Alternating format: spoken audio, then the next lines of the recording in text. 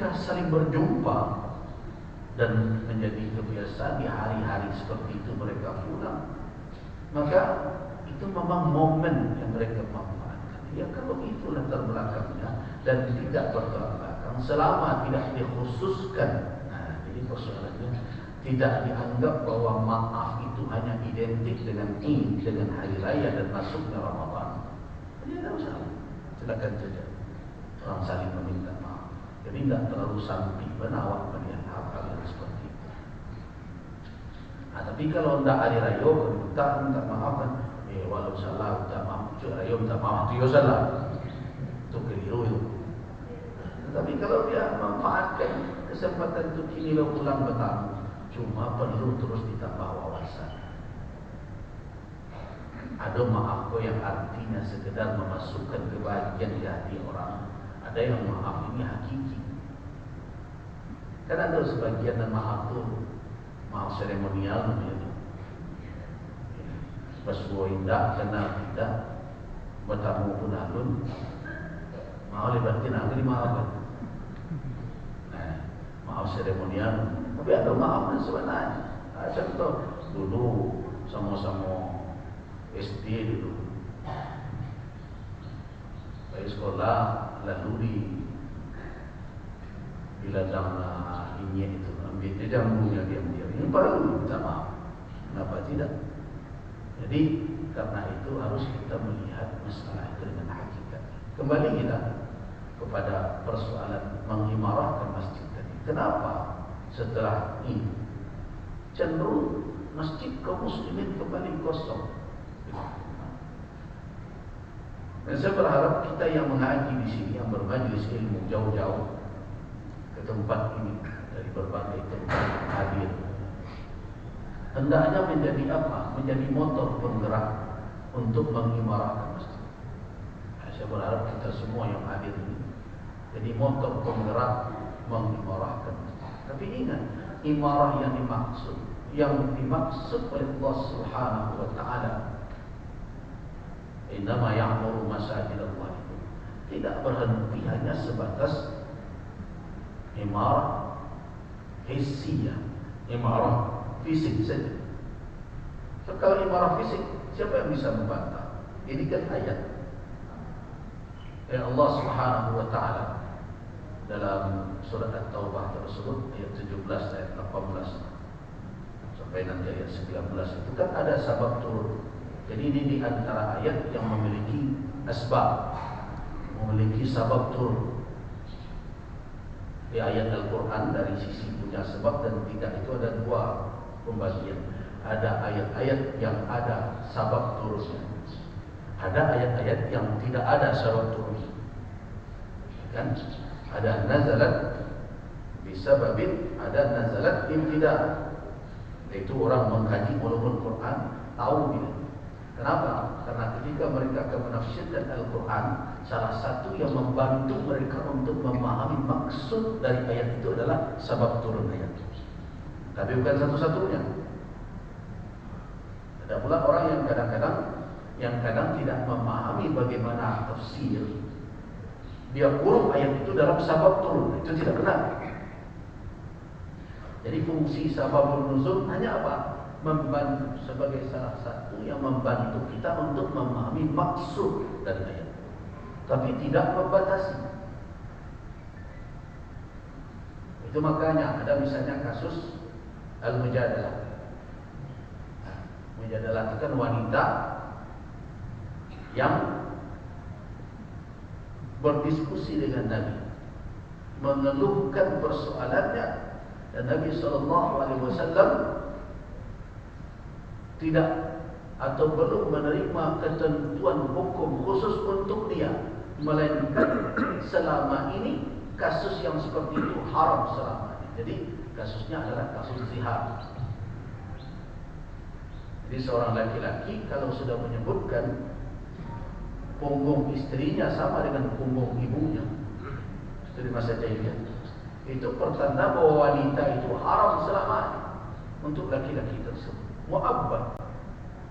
Tetapi celakanya tidak pula bisa menikah dengan yang lain ketika tuan tak tadi. Makanya ketika kasus itu terjadi pada Khawlah binti Tha'labah, dia kedukan kepada Nabi sallallahu alaihi wasallam. Nah, Nabi sallallahu alaihi wasallam belum ada menerima petunjuk dari Allah terkait hukum persoalan itu, melainkan selama ini begitulah ketentuan. Nah, inilah yang dia kadukan kepada Allah Subhanahu wa taala. Dia katakan sudah sekian banyak, dia sudah uraikan apa maknanya, sudah siap melahirkan anak untuknya sekian tahun, kemudian terjadi seperti ini, tidak jelas ketentuan. Allah Subhanahu wa taala menurunkan surah Al-Mujadalah. Tetapi persoalannya, apakah sabab turun itu hanya terkhusus untuk Khawlah saja? Ayat tersebut tidak. Ayat itu berlaku sampai hari kiamat untuk siapa saja yang memiliki kasus seperti itu. Jadi banyak ayat-ayat yang turun disebabkan pertama sekali oleh kasus personal, tetapi ayat tersebut menunjukkan bahwa hukumnya tidak berlaku hanya untuk yang punya pertanyaan atau yang punya masalah, tapi berlaku secara umum. Nah, disitulah makanya nanti ulama tafsir merumuskan kaidah al-ibratu bi umumil lafzi la bi khususis sabab.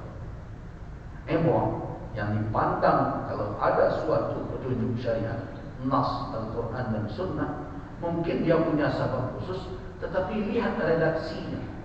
Kalau redaksinya menunjukkan umum, tidak membatasi pada si fulan yang bertanya, tidak dibatasi pada kasus yang dialami oleh si fulan, tetapi ayat itu redaksinya atau hadis itu redaksinya meliputi seluruh masalah, seluruh orang yang terjadi seperti itu, berarti yang dipandang adalah lafaz redaksinya, umum berlaku. Jadi tidak terbatas hanya pada sabab atau peristiwa itu.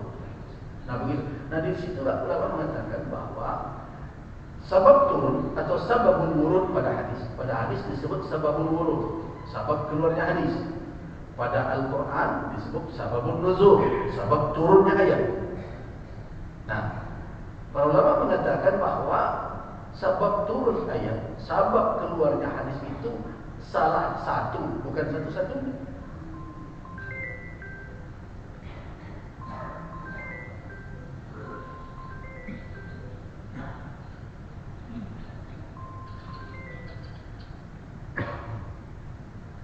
Jadi sabab turun ayat dan begitu sabab keluarnya hadis. Tadi kalau ada kita mendengar suatu ayat kemudian dijelaskan oleh ulama, oleh dai, inilah turunnya.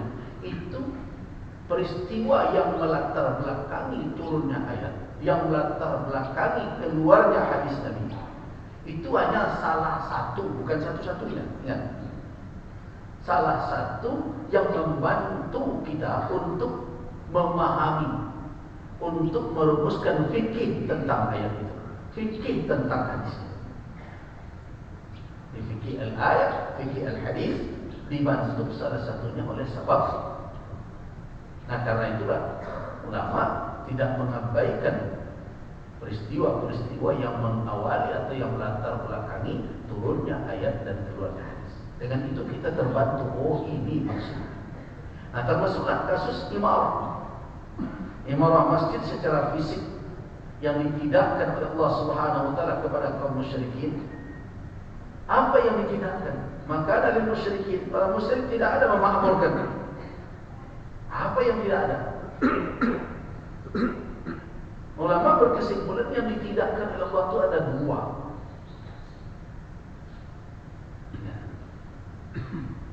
Orang musyrik tidak bisa melakukan itu dan tidak mendapatkan itu, walaupun mereka membangun masjid.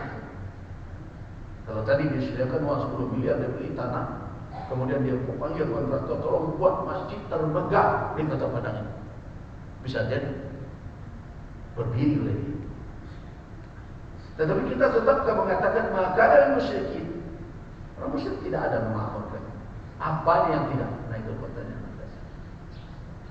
Kata ulama ada dua yang tidak. Yang pertama adalah imarah hakikiyah. Imarah hakiki, imarah yang hakikatnya tidak bisa mereka lakukan. Kenapa? Karena mereka hanya berhenti sebatas imarah fisiknya, imarah fisik.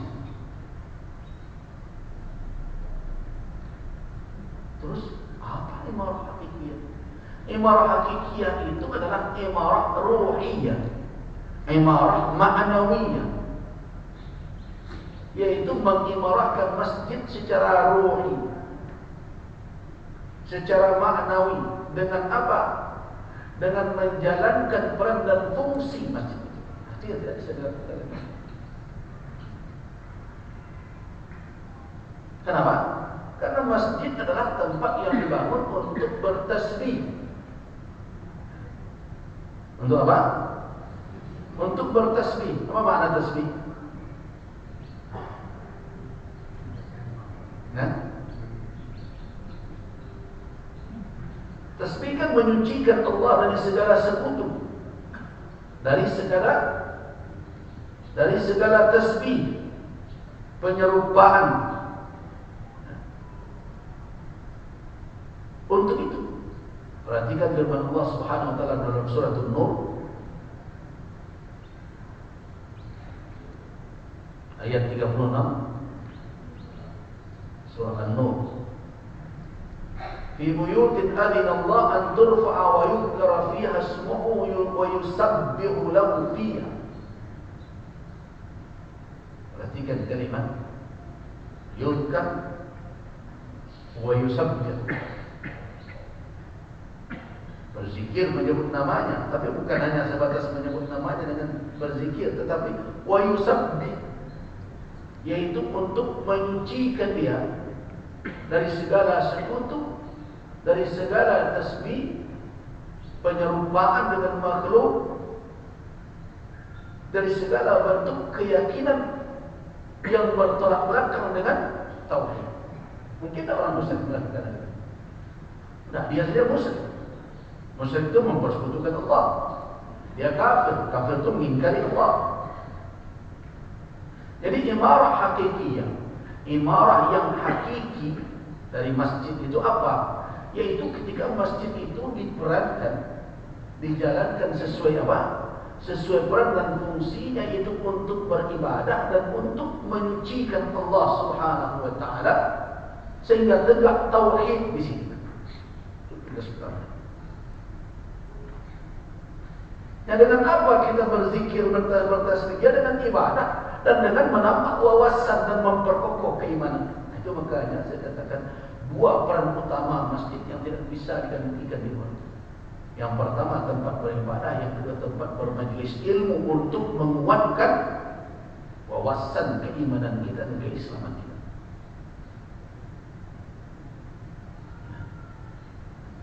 Dari mana kita dapat itu? Kalau kita baca sebab turun ayat, sebagaimana yang dicatat oleh Al-Imam Al-Wahidi dalam kitab beliau Asbabun Nuzul. Ini kitab ma'ruf, populer, menjadi bacaan setiap orang kalau menafsirkan Al-Quran Al-Karim. Kitab Asbabun Nuzul lil Wahidi. Sebab-sebab turun ayat ditulis, dikumpulkan oleh Al-Imam Al-Wahidi. Apa kata beliau? Qauluhu azza wa jalla, firman Allah azza wa jalla, "Ma kana lil musyrikin an ya'muru masajid Allah." Surah Taubah ayat 17 itu turunnya bagaimana? Apa penyebabnya? Qala al-mufassirun,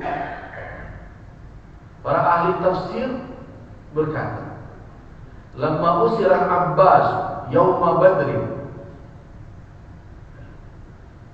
Lamma usira Abbas, ketika Abbas ditawan yauma Badrin, pada waktu perang Badar.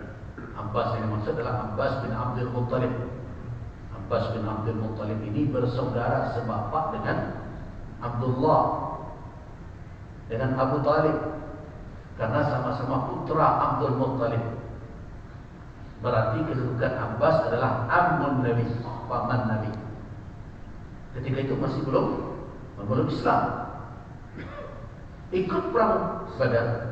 Walaupun banyak kisah mengatakan bahwa dia keluar dalam keadaan mukrahan.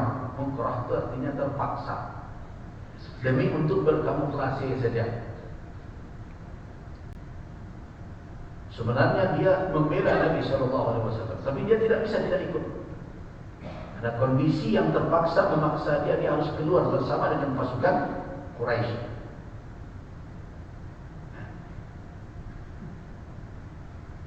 Dan terjadi perang Badar. Mungkin karena separuh hati ikut berperang, ditawan orang. Nah, ketika Abbas ditawan, aqbala alaihi muslimuna yu'ayyirunahu bikufrihi billah wa qati'atihi rahimah. Itu kata Imam Al-Wahid. Para ahli tafsir menceritakan kisah itu, bahwa ketika Abbas ditawan, kaum muslimin menghadap kepadanya dan mencercanya, mencelanya dengan kekufurannya dan dengan sikapnya yang memutuskan ikatan rahim. Dengan peperangan itu kan sama saja sudah menimbang Rasulullah, anak saudara. Dan yang paling karib mencela dia siapa? Ali bin Abi Thalib. Wa aghladha Ali lahul qaum. Ali itu lantiangannya usaha ayahnya. Kalau bahasa awak tak sikit Allah itu kama bapak-bapak penganak tak fikir deh. Anak nanti pada orang satu bawa. Nah, mana itu mungkin Ali bicara. Bicara oleh Ali. Ali dari sekian banyak orang Islam memandang dia, mencela dia, tetapi Ali aghlazah tu ghalis, kasar sekali. Mencela tentu karena paman dia. Abu Talib dengan Abbas itu berarti kakak. Sama dengan Rasulullah dengan Abbas, hubungan posisi Ali dengan Abbas sama dengan posisi Rasul dengan Abbas. Sama-sama paman. Jadi paman Nabi Abbas juga paman Ali bin Abi Thalib.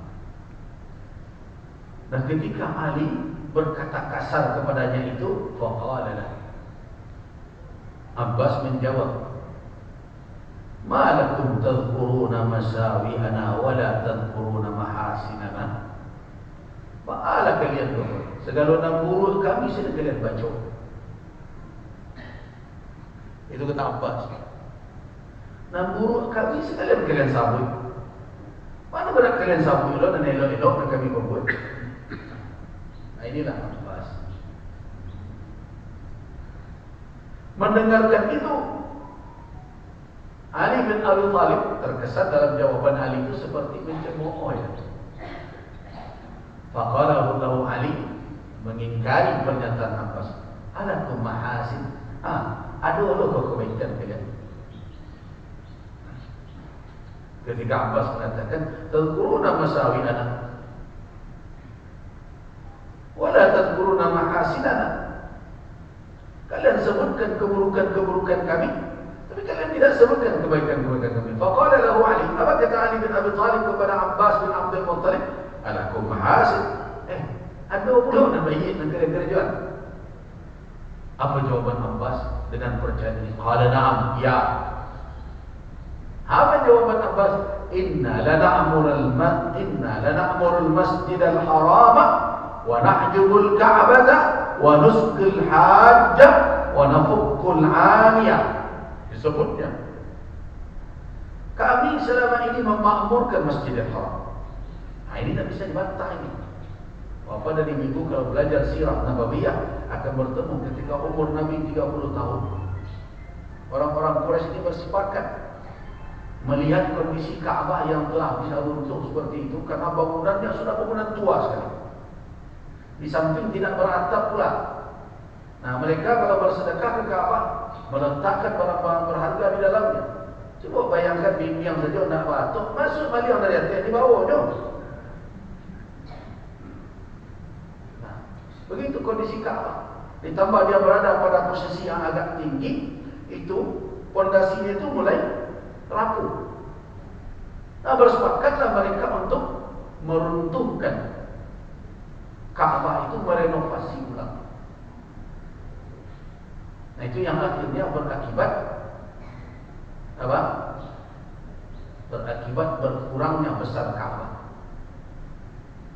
Kenapa? Karena mereka bersepakat ketika akan membangun Ka'bah ketika itu umur Nabi berapa waktu itu? 30 tahun. Beliau sudah menikah tapi belum lagi menerima wahyu, belum diangkat menjadi Nabi. Berkuranglah besar Ka'bah. Kenapa? Tidak cukup dana. Bansek mereka enggak. Kalau mereka bersepakat bahwa mereka tidak memasukkan untuk biaya renovasi itu melainkan yang tayyib, yang baik-baik saja. Tidak masuk hasil perzinahan ke situ, hasil pelacuran tidak masuk, hasil untuk dari perbuatan riba tidak masuk, hasil dari perbuatan zalim tidak masuk. Jadi mereka orang jahiliyah itu tahu dan buruak, tapi nyo kerja dia dulu.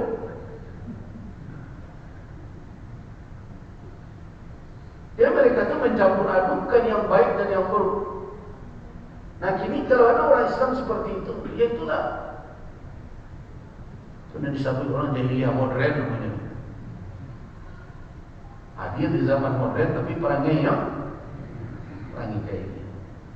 Nah karena begitu persyaratan kesepakatan berkuranglah dana, tidak cukup, sehingga dikurangilah besar Ka'bah, dikeluarkanlah yang disebut sekarang Hijr Ismail itu pokoknya kalau tawaf masuk ke dalam Hijr Ismail batal tawaf. Kenapa? Karena tawaf itu syaratnya mengelilingi Ka'bah. Kalau masuk ke Hijr Ismail berarti masuk ke dalam Ka'bah. Itu asal muasalnya tawaf. Kenapa keluar? Tidak boleh masuk ke dalam. Nah, berarti tidak bisa dibantah secara sejarah. Betul dikatakan Abbas, inna la na'murul masjidal haram. Kamilah yang memakmurkan Masjidil Haram sampai sekarang. Wa nahjubul Ka'bah, menghijab Ka'bah, memberikan dia kiswah, menjaga agar jangan sembarangan orang masuk ke dalamnya berbagai macam, namanya hijab. Wa nusqil hajj, kami yang memberi minum orang-orang yang berhaji berkunjung ke Ka'bah itu. Apalagi Abbas itu tugas khusus dia. Ketika musim haji tiba, dia ambil air Zam-Zam, dia campur dengan air susu kambing, kemudian diberinya kismis, dibagikan gratis.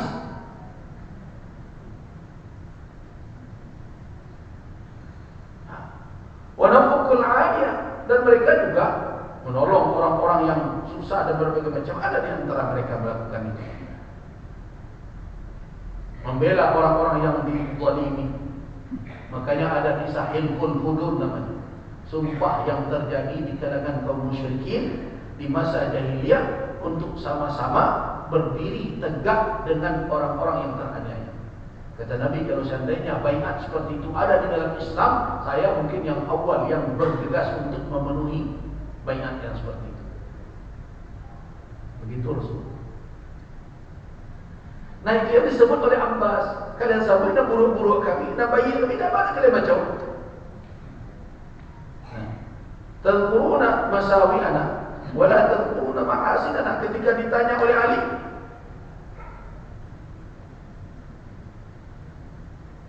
bin Abi Thalib, adakah kebaikan kau? Kalian punya kebaikan? Kata Abbas, ada seperti itu. Terdiam Ali. Bagaimana membantahnya? Nah, pernyataan Abbas itulah yang dijawab oleh Allah Subhanahu wa taala, sebab turun ayat ini. Innama ya'muru ma kana lil musyrikina ay ya'muru masajid Allah syahidina ala anfusihim bil kufr ulaika habitat a'maluhum wa fin nar hum khalidun. Innama ya'muru masajid Allah. Terus berikutnya sampai kepada ayat apa?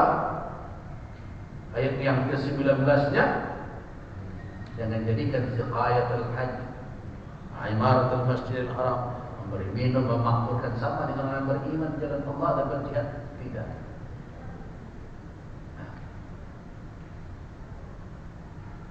Nah dari situ dapat kita fahami. Apa yang bisa kita fahami? Ternyata imarah, memakmurkan itu tidak sebatas mendirikan gedung, menegakkan tiang-tiang pancangnya. Nah ini yang perlu direnungkan. Wahai orang-orang yang selama ini rajin hadir ketika Ramadan, telah memakmurkan masjid Allah Subhanahu wa taala dengan ibadah, dengan majlis ilmu sebulan penuh. Kenapa Anda berhenti?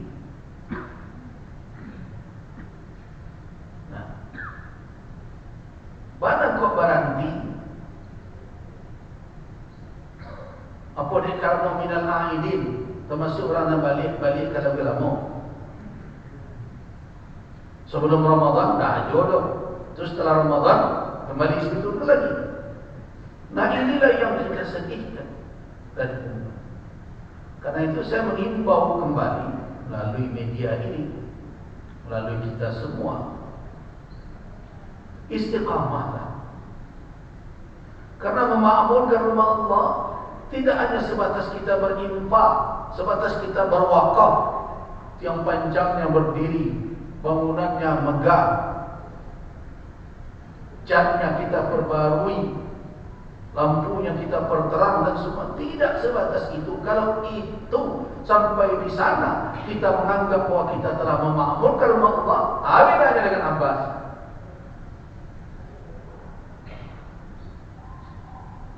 Apa bedanya?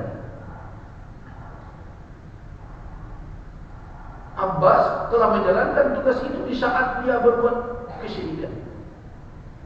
Orang-orang Quraisy di saat mereka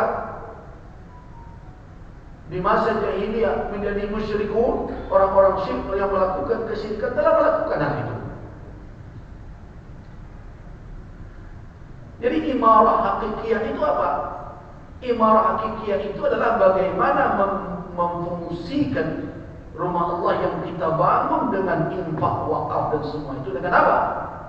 Dengan ibadah, dengan mentasbihkan Allah, menegakkan tauhid, dan dengan apa? Dengan memperkokoh keimanan, dengan membuat halaqah-halaqah tilawatil Quran, halaqah-halaqah ilmu untuk menambah wawasan kita. Karena dengan ilmu itulah kita bisa meningkatkan apa? Pemahaman kita tentang Islam. Meningkatkan apa?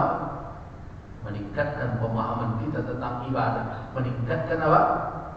Kekuatan iman kita. Karena ilmu adalah modal. Nah itu yang kita harap kepada kaum muslimin. Setelah Ramadan, bertahanlah. Tanya berulang kali di mana-mana sekarang saya wahai orang Islam, balik pun saja. Ya sudahlah, sepakat barayo, tak tahu itu saja. Dan tahu tapi pandai saja. Allah tu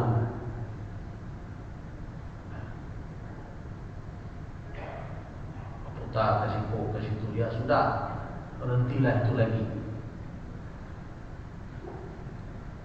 Kehidupan ini harus kita isi dengan ibadah kepada Allah, karena untuk itulah kita diciptakan.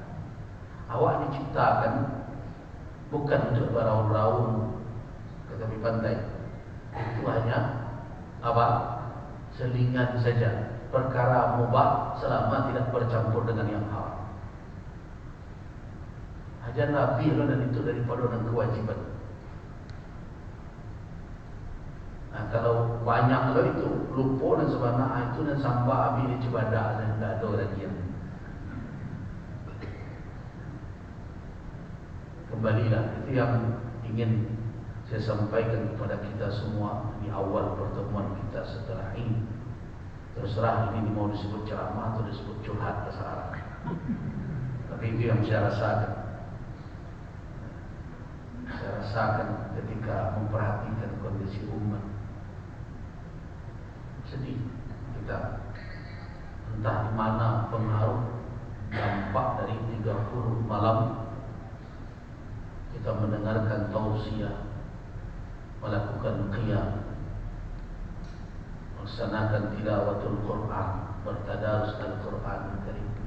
Pertanyaannya, kama tinggalnya bamang kau bantu ayat jatuh ke pasir. Nah, itu pertanyaan yang perlu kita jawab bersama. Jadi bukan hanya dai, ustaz, buya, ulama saja menjawab, kita semua yang harus menjawab. Kama itu bagi. Itu sekedar untuk pengantar kita, pengantar ya. Sebelum sekarang mari kita lanjutkan kajian kita tentang al-qira'ah fi shalah ba'da al-Fatihah. Qira'ah atau bacaan di dalam salat setelah Al-Fatihah.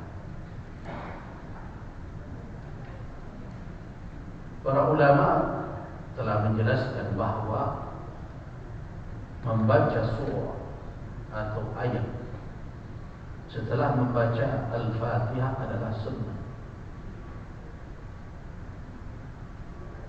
Dan kalau kita telusuri dalil-dalil syar'i tentang itu, baik dalil-dalil Al-Quran Al-Karim, faqra'u ma tayassara, bacalah apa yang mudah, yang dapat.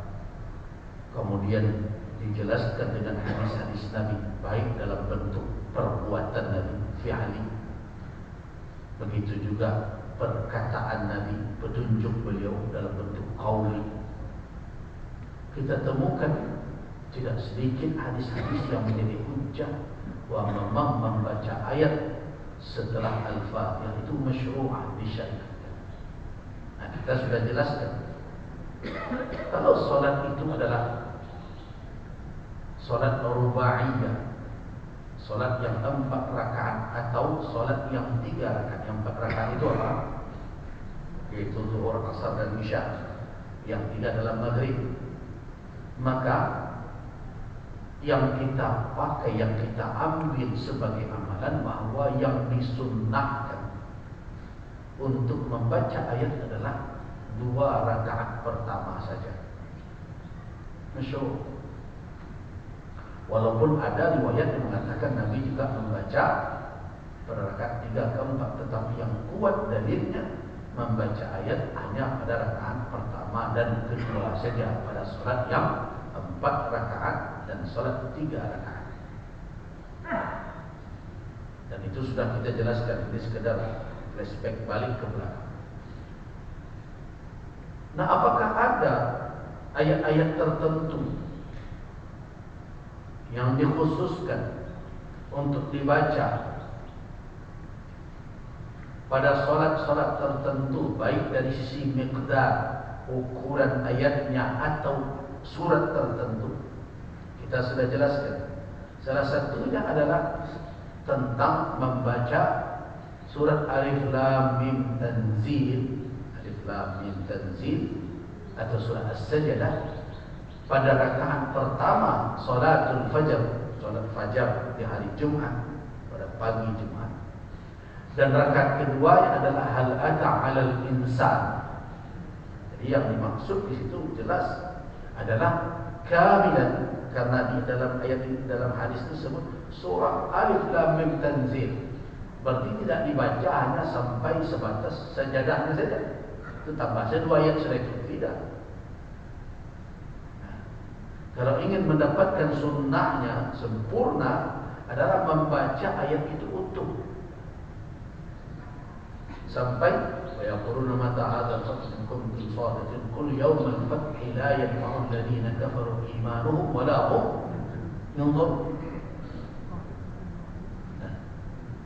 Dari situ pada ayat, pada rakaat pertama, rakaat kedua sampai kepada dari mulai hal ata 'alal insan hinun min ad-da'i lam yakun syai'an madhkura sampai nanti ke akhir dari surat.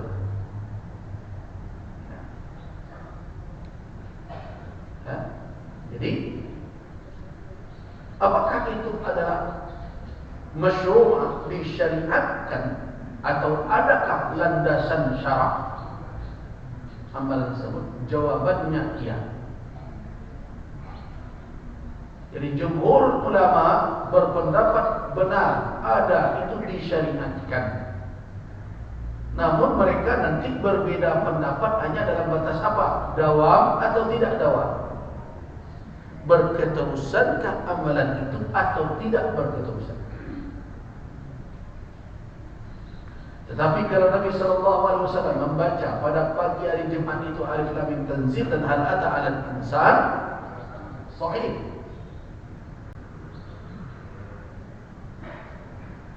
Riwayat yang sahihah dan bisa dijadikan hujjah. Jadi amalkan. Namun apakah itu dilakukan daiman? Memang ada riwayat yang mengatakan bahwa Nabi SAW yudawim alaihi, membiasakan atau merutinkan bacaan tersebut. Atau yudimu dzalik, kalau membaca pada pagi Jumat Alif Lam Mim Tanzil dengan hal ata 'alal insan, jelas hadis itu muttafaq alaih. Ada dalam riwayat Imam Al-Bukhari, ada dalam riwayat Imam Muslim dari Abi Hurairah radhiyallahu anhu. Karena itulah pendapat yang kuat. Jadi jangan ada pula yang mengatakan ini bid'ah, tidak. Itu bersandar kepada hadis yang sahih dari Abi Hurairah di dalam riwayat Asy-Syaikhain, riwayat Imam Bukhari dan Imam Muslim. Namun apakah itu dilakukan setiap pagi Jumat? Nah, di sini terjadi perbedaan pandangan. Sebagian mengatakan iya, dibiasakan dan dirutinkan, merujuk kepada hadis Ibnu Mas'ud radhiyallahu anhu di dalam riwayat Imam At-Tabarani, di mana Ibnu Mas'ud mengatakan yudimu dzalik. Yudimu mana adama, beliau mengekalkan, melakukan secara terus-menerus perbuatan tersebut. Namun yang dipilih oleh Al-Imam Asy-Syafi'i boleh dilakukan terus-menerus, tetapi ahyanan sekali-sekali hendaknya ditinggalkan ta'liman untuk memberitahukan kepada umat bahwa itu bukanlah kewajiban. Jadi kalau kita lihat Imam Asy-Syafi'i tidak memperkarakan perkaraan dawam berketerusan, cuma perlu umat diberitahu juga bahwa itu bukanlah syarat sah salat pagi itu. Tidak perlu imam diusir gara-gara nak baca sajadah pagi Jumat. Apa pula berarti imam sekur? Lumpuh tak baca sajadah. Nah, artinya apa? Boleh dan disunnahkan untuk membaca, merutinkan 2 surat itu pada pagi Jumat, tapi dengan catatan harus diberikan pemahaman kepada umat bahwa itu bukanlah kewajiban. Kemudian kalau sudah dibaca Al-Fatihah, kita pindah kepada persoalan berikut. Apakah membaca ayat menjadi suatu kewajiban? Tidak lagi. Artinya kalau ada orang membaca Al-Fatihah saja, dia tidak membaca surat selain sah salatnya. Sah. Karena dia telah memenuhi tuntutan. Yang pertama ada yang menjadi rukun, man lam yaqra bi Fatihatil Kitab, siapa yang tidak baca Al-Fatihah fala salata, tidak ada salat. Dia sudah penuhi. Kemudian dia sudah penuhi faqra ma tayassara minhu. Bacalah apa yang dengan Al-Fatihah telah terpenuhi tuntutan kewajiban sebagai rukun dari ibadah.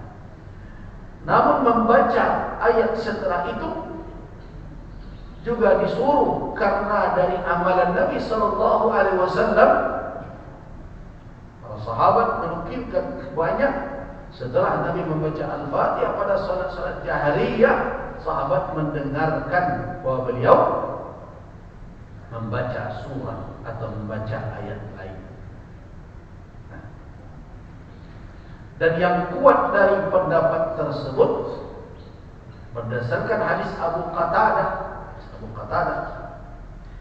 bahwa Rasulullah SAW ketika salat dengan kami, yaqra'u fi adh-dhuhri wal 'ashri fi ar-rak'atayn al-ulayayn, membaca pada 2 rakaat pertama, yaitu pada salat zuhur dan asar, kata Abu Qatadah, bi Fatihatil Kitab wa suratain, membaca Al-Fatihah dan surat. Di 2 rakaat pertama zuhur dan asar, Abu Qatadah mengatakan bahwa Rasulullah membaca Al-Fatihah dan surat. Nah, wa yusmi'una al-ayah ahyanan, Kadang beliau perdengarkan sedikit bacaan ayat supaya tahu. Jadi Nabi SAW ada melakukan suatu amalan yang tidak beliau rutinkan, itu hanya untuk apa? Ta'lim, untuk mengajarkan.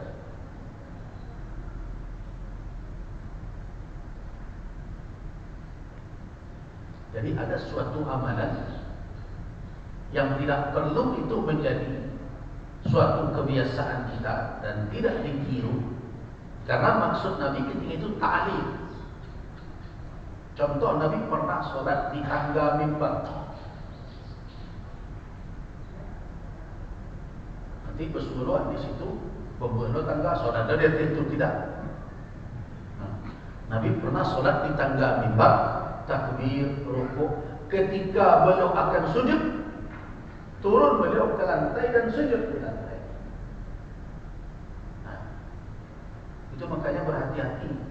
Beraja surah itu risiko. Apa dulu? Udah tahu lah Assalamualaikum awak membaca. Berarti Assalamualaikum orang kau dah turun sunnah, dan sunnah itu tabak dia kejanjang salat. Padahal dia tahu bahwa Nabi ketika itu melakukan ta'liman supaya nampak gerak beliau oleh sahabat di belakang.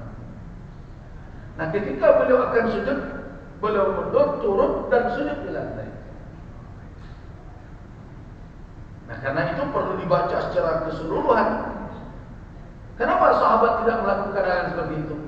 Ya, karena mereka tahu bahwa Nabi melakukan itu untuk nampak di orang.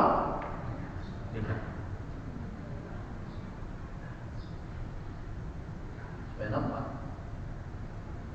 Ini ta'lim. Termasuklah ketika kita membaca hadis Abu Qatadah. Kenapa Abu Qatadah mengatakan wa yusmi'unal ayata ahyanan? Karena beliau perdengarkan kepada kami ayat. Itu bukan tujuan untuk membiasakan beko dulu mendengar ayat itu salat zuhur dan asar kali lo baca lima. Waktu hadis tadi baca biar Rizal Abu Qatadah tu. Amulana kana ini. Jadi yusmi'una, kita tahu betul beliau memperdengarkan ayat walaupun pada zuhur dan asar itu untuk apa? Untuk memberitahukan apa yang beliau baca. Karena beliau keraskan. Tapi secara prinsip dasarnya salat siang itu sirran. Salat siang itu sirran. Salat malam itu jangan keluar dari konsep itu. Beliau perdengarkan wa yutawwilur rak'atal ula. Beliau panjangkan rakaat pertama, berarti rakaat keduanya lebih pendek. Jadi kalau kamu memilih surat, cari surat yang pertama agak panjang. Al-Baqarah misalnya lebih panjang dari Ali Imran. Isianan kalau sholat di Al-Baqarah.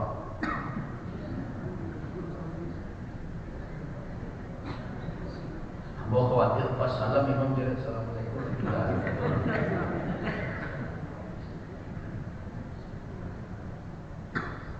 Nah, ini belum panjangkan rakaat pertama, yang kedua lebih ringan dari itu. Wa yaqra'u fil ukhrayain. Ini hadisnya jelas. Hadis ini sharih ya. Jadi makna hadis itu adonan mudah ya. Jelas, terang saja, tidak perlu tidak memberi peluang kepada pemahaman yang lain. Jelas wah betul. Wa yaqra'u fil ukhrayain, dan Nabi membaca pada dua rakaat terakhir bi Fatihatil Kitab, Al-Fatihah. Abu Qatadah tidak menyebutkan dua rakaat terakhir itu dengan surah. Pada dua rakaat pertama surah. Beliau panjangkan yang pertama, beliau pendekkan. Yang kedua tidak disebut dipendekkan. Itu pertanda kenapa? Tidak perlu disambut ledo. Nah, itu namanya ijaz, meringkaskan pembicaraan. Itu tanda balaghah. Orang yang pandai mengecek itu, bak kecek orang Minang ya. Lalu terkilih lah kalam, tak usah dijalikan benar. Nah, Kan ada orang ngecek, Anda anak mau berdua dan seorang tinggi. Nah, sampai di situ saja mengecek walau mengerti dan seorang lain pendek dari itu. Tidak perlu nanti seorang lain bah, tidak kami nanggung. Nanti kalau ada pula yang bertanya, ini syariat di situ mana ada dulu ya di sana kedua itu lebih pendek. Iyo nak disambung itu. Jadi Nabi SAW kalau awak mengicipkan awak orang arif bijaksana, kan wah tentang pepatah tukang nama alun terkilik katakanlah bulan asal 30 alun dilihat dimakan saja lama rasa marung tubuh terkilik kan dalam ia tentu dan tentu tambah kan terkilik jalur timur macam-macam lah cerita. Di situ kita faham pula Nabi mengatakan Abu Qatadah mengatakan bahwa beliau memanjangkan rakaat pertama. Rakaat kedua nak sabut lah tahu sebab kalau panjang rakaat pertama dan kedua dan kedua. Sedangkan rakaat dua terakhir hanya membaca Fatihatul Kitab dengan Al-Fatihah saja. Nah ini hadis muttafaqun alaih. Nah itulah yang kita pakai sekarang. Jadi yang kita amalkan ketika kita hanya membaca Al-Fatihah saja pada rakaat ketiga keempat itu telah tegak di atas sunnah berdasarkan kepada riwayat dari Abi Qatadah di dalam riwayat As-Sahihain.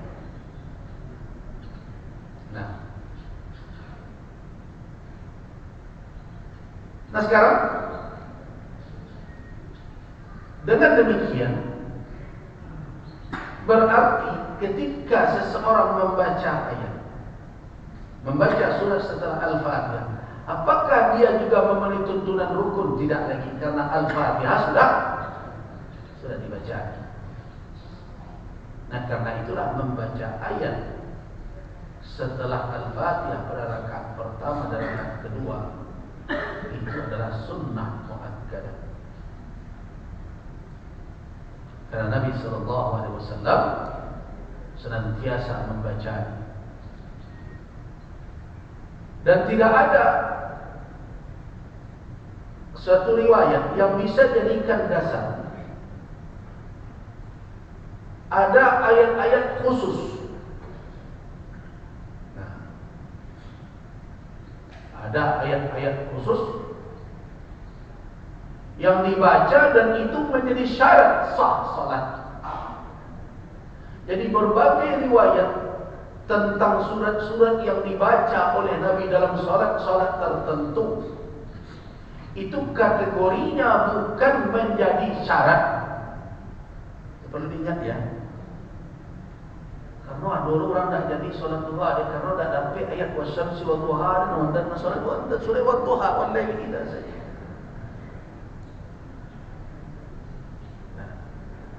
Dulu narasi jadi imam hari raya. Kenapa? Karena tidak dapat sabisma rabbikal a'la dengan al-ghasyiyah. Begitu juga ada jamaah haji, jamaah umrah setelah tawaf diulang balik solatnya, solat sunat sesudah tawaf karena nak membaca qul ya ayyuhal kafirun dengan qul huwallahu ahad.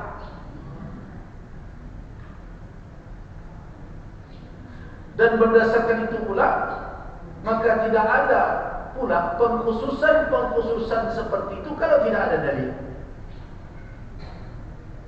Nah termasuklah solat-solat yang muncul sekarang banyak diajarkan di WA di berbagai macam. Misalnya solat pada Jumat pertama bulan Syawal, solat kafarah namanya. Kalau dilakukan solat sekian rakaat itu dengan kaifiat bacaan tertentu, hapuilah segala dosa meninggalkan solat selama itu dan tergantilah solat dan tak dikerajakan solat. Itu bersandar kepada hadis palsu.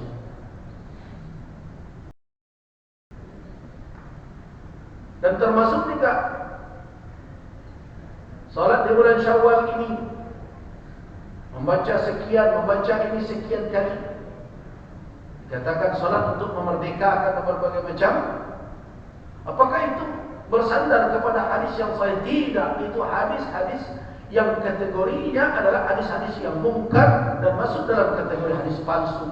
Kalau ada yang mengatakan ada bersanad, jatuh ke dalam sanad yang dhaif dan lemah sekali dan tidak bisa dijadikan hujjah syar'iyyah. Termasuk juga orang yang mengkhususkan di malam hari raya melakukan salat apa? Salat tasbih dan berbagai macam. Apakah ada dalilnya dari Nabi SAW melakukan salat tasbih memiliki keutamaan tersendiri kalau dilakukan dari malam Id itu? Tidak ada dalil. Paling rujukannya apa? Diamalkan di ulama itu ternyata bisa ada PPT. Diamalkan itu ternyata ritual atau mimpi sebulan, mimpi Buya Eko, mimpi Ustaz Eko. Itulah jadi. Apakah itu menjadi hujjah syar'iyyah? Tidak. So kalau dibuka pintu dengan alasan mimpi bisa membuat itu, habis nanti ajaran agama Muslim. Dengan cukup tambahkan mimpi dan rasian sebulan. Nah, jadi perhatian itu. Nah, kalau ditemukan dalil-dalil tentang ayat-ayat yang dibaca oleh Nabi SAW dalam salat-salat tertentu misalnya, ya seperti ketika beliau membaca, kalau witir misalnya Al-A'la, Al-Kafirun, Al-Ikhlas misalnya, apakah kedudukan dalil-dalil tersebut hanya dari sisi afdaliyah saja, tidak sampai ke tingkat menjadi syarat salat tersebut? Artinya kalau tidak dibaca itu tidak sah pula salat itu.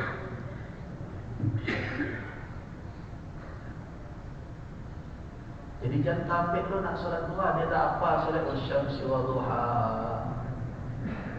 tak apa wa duha wal laili idza saja, karena tidak menjadi syarat. Bahkan kalau kita telusuri fatwa ulama itu karena ansab saja, karena kita solat duha di situ bicara tentang duha. Allah Subhanahu wa taala bersumpah dengan matahari dan waktu duha. Apakah ada penekanan? Nah, karena itu kalau bertemu dengan ayat-ayat yang menunjukkan atau hadis-hadis yang menunjukkan ayat-ayat tertentu pada salat-salat tertentu, kedudukannya hanya pada apa? Pada afdal. Tetapi ingat, afdaliyah itu tidak diukur dengan apa? Dengan cerita si anu dan si anu. Ini perlu diingat. Jadi kalau baca surah Iko sudah baca lo surah Al-Ikhlas 5 kali sekian rakaat, abeko utang lansai. Jadi kerja itu. Afdaliyah tak diukur dengan cerita utang lansai. Lalu bini dapat bini. Tidak gitu. Lalu punya anak dapat anak. Tidak itu ukurannya. La afdaliyata illa bin nas. Kita ketika berbicara afdaliyah dari sisi nilainya di sisi Allah, nilainya lain. Kalau afdaliyahnya terkait dengan manfaat, itu lain lagi. Mana amalan yang afdal, yang bermanfaat lebih banyak untuk orang lebih sedikit? Ulama mengatakan lebih banyak afdal. Itu dari sisi manfaat kepada manusia, kepada makhluk. Tetapi dari sisi afdaliyah, dari sisi nilainya, qadarnya di sisi Allah Subhanahu wa taala, tidak bisa kita jadikan sebagai keyakinan kita itu, melainkan ada nas, ada dalil. Jadi jangan awak diutak-atik orang dengan cerita di WA grup. Woi, orang cakap makhluk afdal wa kerajaan batu bagi orang-orang yang berhutang. Tiba kebetulan awak yang tak banyak hutang dulu tu, afdal itu dikerja tidak.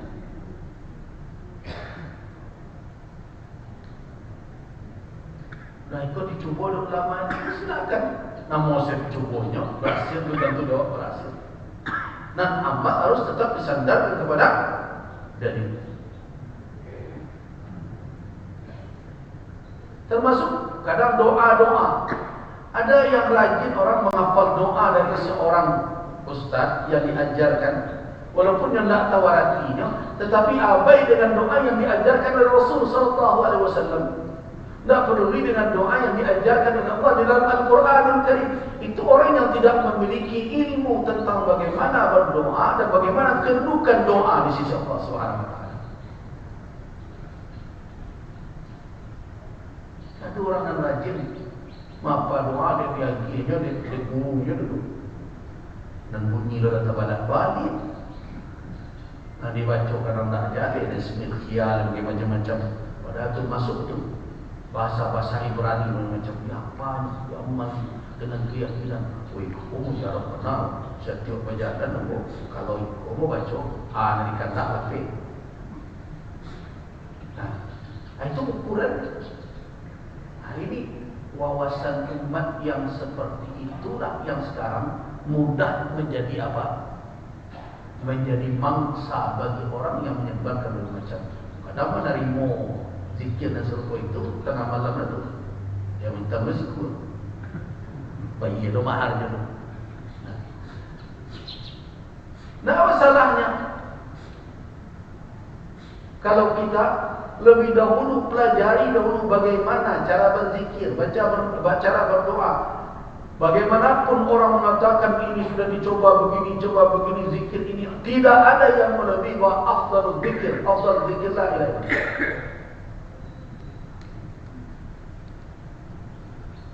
Tidak ada doa yang terbaik melainkan yang diajarkan oleh Allah Subhanahu wa taala di dalam Al-Qur'an Al-Karim. Jadi kalau diperingkatkan doa itu, doa Quran itu paling atas. Rabbana la tuzigh qulubana ba'da idh hadaytana wa Rabbana la tu'akhidna dastur.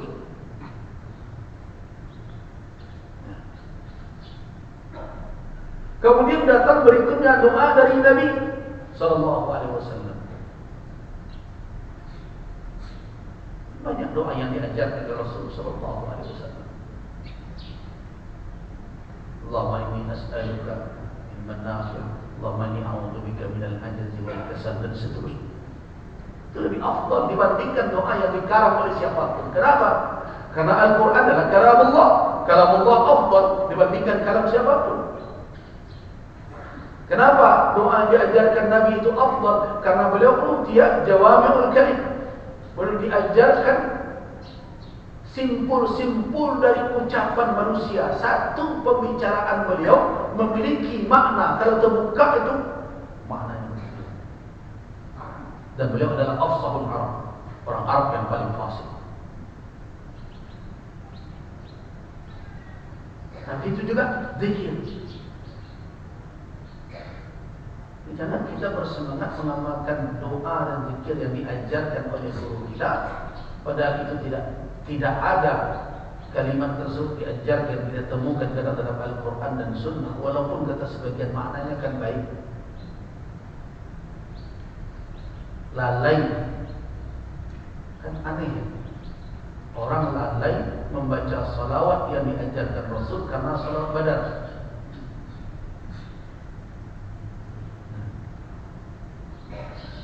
Orang lalai dalam apa? Dalam membaca pagi sore azkar as-sabah pagi wal masa dan sore yang diajarkan oleh Nabi sallallahu alaihi wasallam. Tapi mereka rajin membawa ke mana-mana Majmu' Syarif ayat 1, ayat sekian, ayat 7, ayat 5 balik. Kenapa? Ukurannya tak lapis. Kalau kau dibaca ada janji-janji di bawah tu, hendak lapis, selero, kanyang. Jadi kembalikan konsep beramal kita kepada apa yang diajarkan oleh Rasul. Jangan merujukkannya kepada hal-hal yang seperti itu. Jadi karena itu kalau ada bertemu ayat-ayat tertentu di dalam hadis-hadis yang sahih, ketika Fajar membaca ini berbagai macam, itu kedudukan ayat-ayat tersebut tidak naik, tidak sampai ke peringkat menjadi syarat, tidak menjadi wajib, hanya sebagai afdaliyah saja. Tetapi ingat, afdaliyah itu harus bersandar kepada nas. Nah kemudian terakhir sebelum kita akhiri majelis kita. Berapa ukurannya?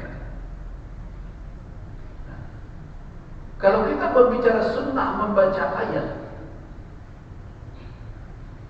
di dalam salat, hendaklah dia membaca surah kamilah, surat sempurna. Itu yang afdal, yang sunnah. Orang jadi dibaca qul huwallahu ahad bagi mulut.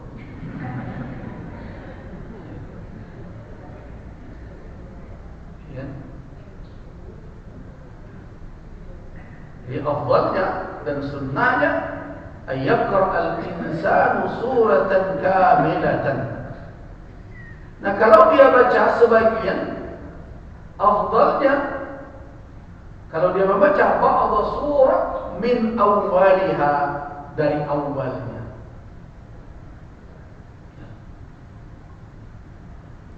Afdalnya. Tapi bolehkah dia membaca ujungnya seperti surat Abasa? Dia baca misalnya innalil muttaqina mafaza hadaiqa wa a'naba wa kawa'iba atraba wa ka'san dihaqa. Dia baca sampai akhir. Itu kan dari tengah atau ke ujung. Afdalnya dia baca apa? Abasa wa tawalla anja amma yatasaalun 'anil naba'il 'azim. Kalau dia membaca sebagian, afdalnya dia baca di mana? Di pangkal. Tapi kalau dia baca di ujung seperti tadi, innalil muttaqina mafaza. Kalau surah Abasa tadi, sebaiknya afdalnya baca Abasa wa tawalla an ja'ahul a'ma. Apakah itu yang afdal? Iya. Tapi kalau dia baca misalnya fa idza ja'atis sakhah yauma yafirrul mar'u min akhihi wa ummihi wa abi, kan ujung saja boleh. Tetapi afdalnya kalau dia membaca sebagian, dibaca yang awal surah.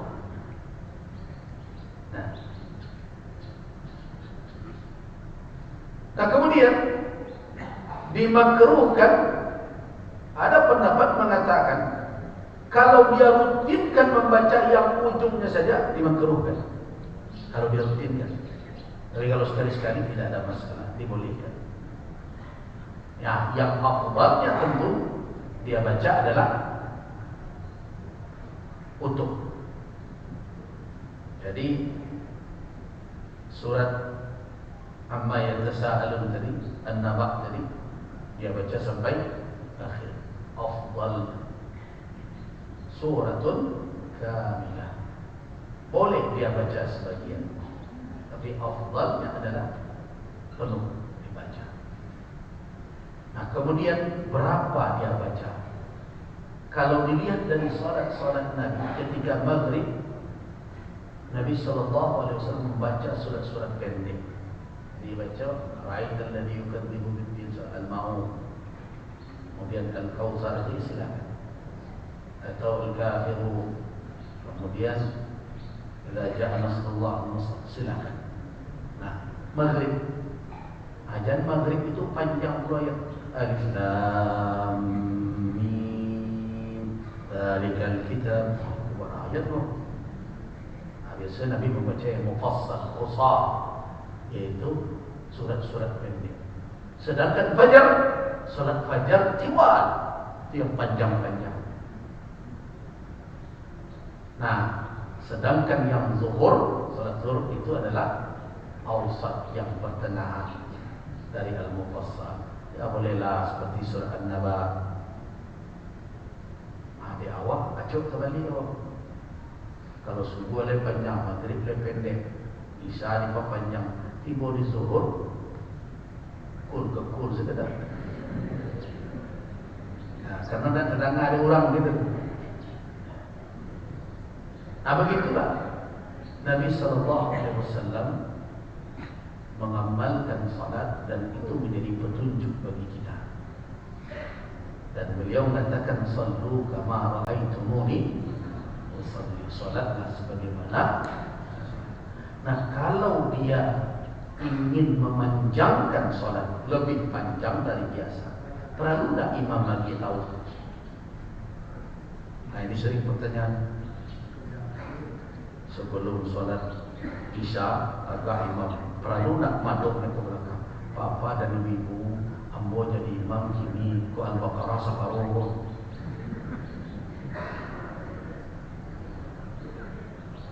Nah, ini terjadi ikhtilaf di kalangan ulama. Ada ulama sebelum tidak perlu belum. Tidak perlu itu menggigit kurang belakang baca dulu. Nantilah kita jelaskan pada pertanyaan. Kita cukupkan dahulu sampai di situ. Waktu kita sudah habis. Bagaimana kalau imam ingin memanjangkan bacaan, kan gitu? Apakah perlu tak dia beritahukan kepada makmum? Kalau tidak perlu, boleh tak makmum menyicir di belakang? Kau dah tahu dah bodoh. Atau macam ikut panjang mana, ambo ada kegiatan, ada apa mana mendasak. Boleh tak menyicir saja untuk memisahkan, nanti kita bahas. Dan diamalkan dulu. Kalau misalnya sadonya apa lagi ukuran panjang kau di awak ukuran panjang kau. Rumi kini 10 ayat Al-Baqarah, jangan 10 ayat. Mulai saya membaca imam tu alif lam mim dzalikal kitab tu hatilah berkata sendiri. Ayat keberapa berarti. Jadi nanti kita jelaskan dulu. Banyak pertanyaan kemarin ini tentang salat, ya, termasuk karena ya sekarang kan media ini kan mudah sekali. Nanti juga belum kita bahas itu. Bagaimana membaca atau imam membaca Al-Quran dengan tilawah dan qiraat yang kadang tidak ma'ruf. Seperti kalau kita dengarkan Asy-syamsi wa duha wa duha kan ada idza saji, karena memang ada tilawah dengan riwayat-riwayat yang mutawatirah, tetapi tidak ma'ruf di kalangan. Apakah boleh mengimami salat dengan bacaan seperti itu? Nanti kita bahas itu. Terima kasih. Wafaqanallahu wa iyyakum lima yuhibbu wa yarda. Wabillahi taufiq wal hidayah. Assalamualaikum warahmatullahi wabarakatuh.